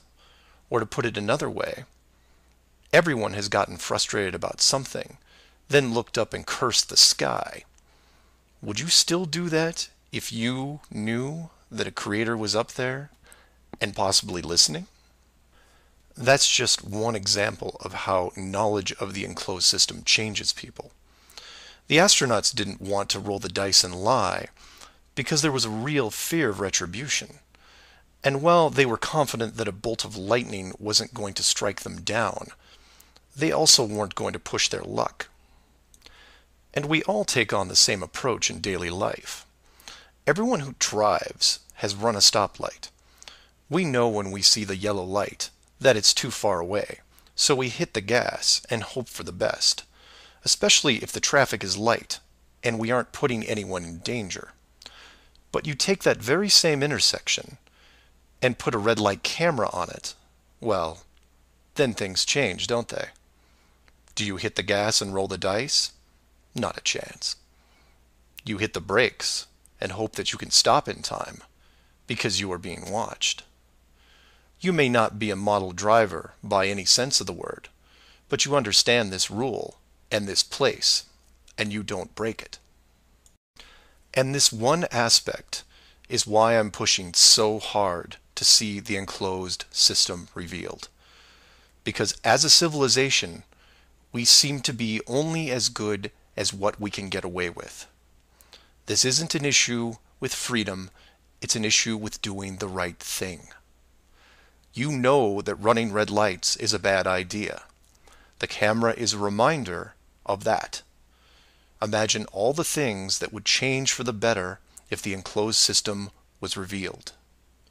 Would you lie to hurt someone? Would you rob a bank, commit fraud, or embezzle? Would you steal anything unless your life depended on it? And while people would still get angry and fight, would they maim each other? Would they kill? Would anyone knowingly commit murder? Would you bully or extort people for profit? In fact, knowing that the world was created, would you do anything malicious towards anyone? If the world is not a globe, but instead enclosed, then wars end. Hate crimes end. Maybe not overnight, but quickly. Because you may be, for the first time in your life, actually accountable for your actions. You realize now that you are a very real soul in this enclosed system, and you have a responsibility towards your fellow man, one that can be boiled down into one simple rule: treat others better than you treat yourself. This is why it's so important to show the world as it really is. This is why I am asking the authority itself to open the door and let this secret come through. You've kept this hidden for too long, and the people who live here with you have been through enough. This isn't about money or power anymore. It's about our very souls, the essence of who we are. Wealth and titles don't define your heart. Hiding the entire world may have seemed like a good idea at the time, but we have gone way beyond that. Have you actually seen our home recently? This needs to be fixed, and it needs to be now. The people won't forget the deception, but they will forgive you for it, because a truth like this will make them more noble, something we should have been since the beginning. So do your own research, and always, always ask questions.